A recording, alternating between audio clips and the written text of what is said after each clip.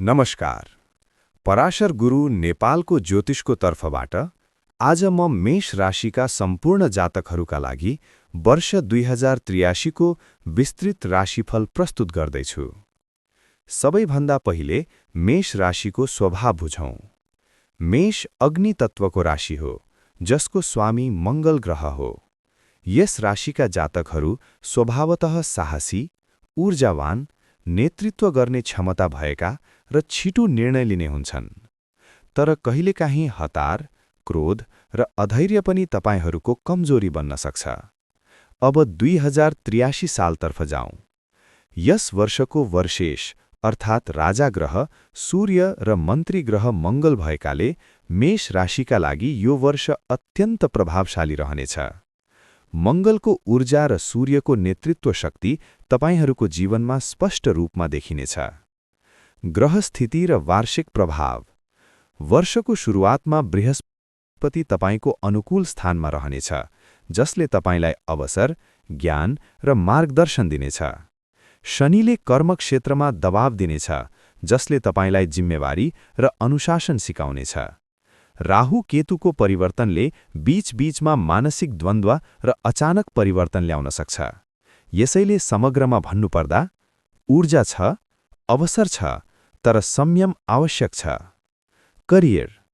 मेष राशिका लागि 2083 करियरको हिसाबले सक्रिय वर्ष रहनेछ। नयाँ काम सुरु गर्ने, नेतृत्व गर्ने, पदोन्नति पाउने सम्भावना प्रबल देखिन्छ। तर ध्यान दिनुहोस्, हतारमा निर्णय नगर्नुहोस्। सोचेर सम्झेर कदम चाल्नुहोस् अनि उत्कृष्ट परिणाम आउनेछ। सरकारी तथा प्रशासनिक क्षेत्रमा रहेका व्यक्तिहरूका लागि विशेष अवसर बढ्नेछ। वर्षको मध्यतिर केही दबाव आउन सक्छ, तर अन्त्यतिर सुधार निश्चित हुनेछ। धनको हिसाबले यो वर्ष मिश्रित रहनेछ। आयका नयाँ स्रोत खुल्नेछन्, तर खर्च पनि त्यत्तिकै बढ्नेछ। लगानी गर्दा सोच विचार गरेर गर्नुहोस्। अनावश्यक खर्च नियन्त्रण गर्नुहोस्। यदि तपाईले सही योजना बनाउनुभयो भने वर्षको अन्त्यमा राम्रो बचत गर्न सक्नुहुनेछ। वैवाहिक जीवनमा आकर्षण, माया र ऊर्जा रहनेछ। तर मंगलको प्रभावका कारण सानोतिनो कुरामा पनि विवाद हुन सक्छ। त्यसैले संवाद बढाउनुहोस्, कुराकानी गर्नुहोस्, क्रोध नियन्त्रण गर्नुहोस्। अविवाहितहरूका लागि विवाहको राम्रो सम्भावना देखिन्छ। शिक्षा। विद्यार्थीहरूका लागि यो वर्ष राम्रो रहनेछ। विशेष गरी प्रतिस्पर्धात्मक परीक्षा, प्राविधिक र व्यवस्थापन क्षेत्रमा सफलता मिल्ने संकेत छ। ध्यान केन्द्रित गर्न सके ठूलो उपलब्धि प्राप्त हुनेछ। स्वास्थ्यतर्फ टाउको दुख्ने, रक्तचाप बढ्ने, मानसिक तनाव बढ्ने सम्भावना। निन्द्रामा समस्या हुन सक्छ। यस वर्ष तपाईले विशेष ध्यान दिनुपर्ने कुराहरू: योग गर्नुहोस्, ध्यान गर्नुहोस्, नियमित व्यायाम गर्नुहोस्। परिवारमा तपाईको भूमिका बलियो रहनेछ। कहिलेकाहीँ सानोतिनो विवाद हुन सक्छ, तर समाधान पनि तपाईले नै गर्नुपर्ने हुन्छ। परिवारको साथले तपाईलाई ऊर्जा र हौसला दिनेछ। सामाजिक रूपमा तपाईको प्रतिष्ठा बढ्नेछ। नयाँ चिन्जान र नयाँ अवसरहरू आउनेछन्। समाजमा तपाईको प्रभाव बढ्ने स्पष्ट संकेत छ। राजनीतिक संकेत।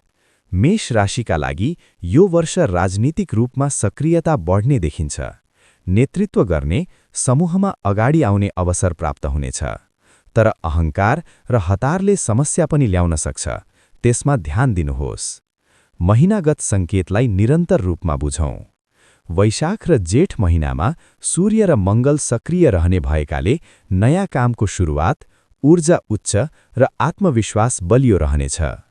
असार र साउन महिनामा शनिको प्रभावले केही दबाव, काममा ढिलाइ र मानसिक थकान अनुभव हुन सक्छ।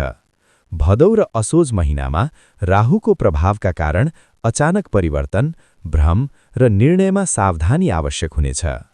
कार्तिक र मंसिर महिनामा बृहस्पतिको सहयोगले सफलता, अवसर र सकारात्मक परिणाम आउनेछन्। पुष र माघ महिनामा स्वास्थ्य र मानसिक तनावमा विशेष ध्यान दिनुपर्ने देखिन्छ। फागुन र चैत महिनामा समग्र सुधार, उपलब्धि र आत्मविश्वासमा वृद्धि हुनेछ।